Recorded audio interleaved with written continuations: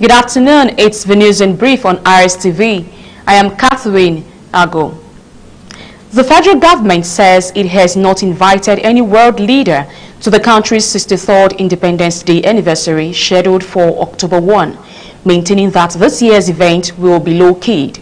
Secretary to the Government of the Federation, George Akume, who disclosed this at a press conference in Abuja, said Nigeria has a lot to be grateful for, including the democratic dispensation in the country.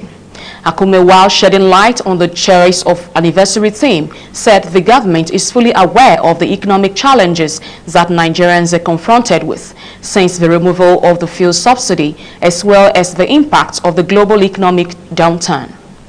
He added that the government is working assiduously to provide the necessary palliatives to mitigate such challenges, reiterating that the government is engaging with labor in order to address areas of concern for the well-being of all Nigerian workers and Nigerians generally.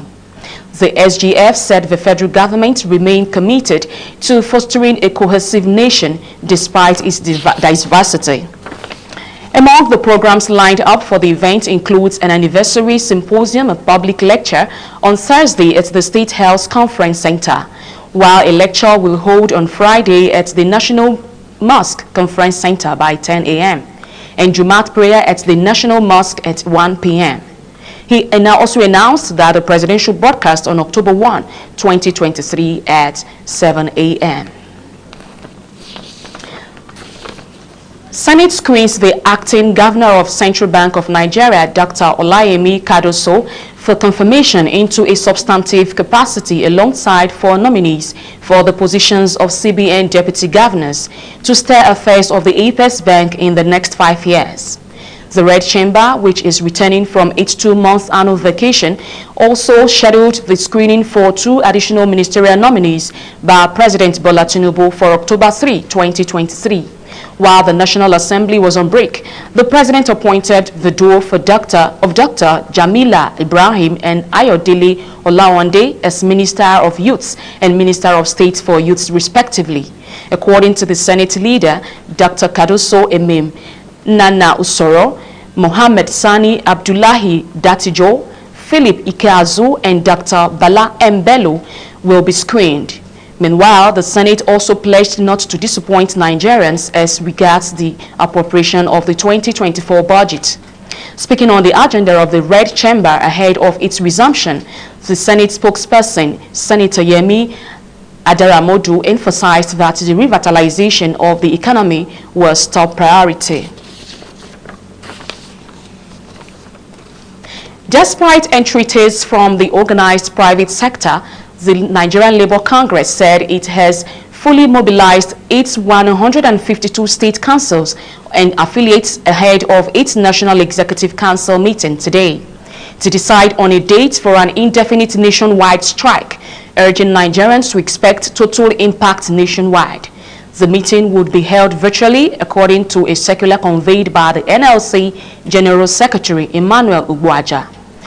NLC President Joe Ajaero had indicated that the federal government had more than enough time to resolve the dispute and address the concerns of the labor movement, but chose to play to the gallery. In spite of moves by critical stakeholders, including private sector operators and civil society organizations' plea to labor unions and federal government to come to terms, NLC said they cannot have a change of mind when nothing has been done by the government.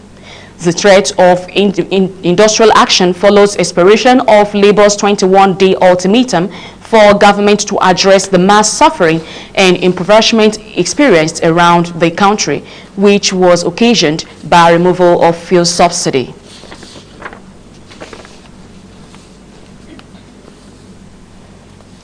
Russia is seeking to rejoin the United Nations Human Rights Council in an election that will be seen as a key test of its international standing.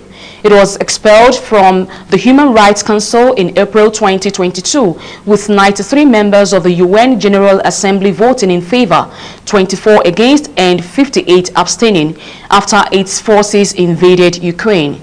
But now Russia diplomats are seeking to get their country re-elected to the council for a fresh 3-year term. Chair of the commission, Eric Moss, said that There was continuing evidence of war crimes, including torture, rape, and attacks on civilians. The UN Human Rights Council is based in Geneva and has 47 members, each elected for a 3-year term. In the next elections, due on October 10, Russia will compete with Albania and Bulgaria for the 2 seats on the council reserved for the Central and Eastern European countries. The vote will include all 193 members of the UN General Assembly in New York. That's the news in brief. I am Catherine Ago. Good afternoon.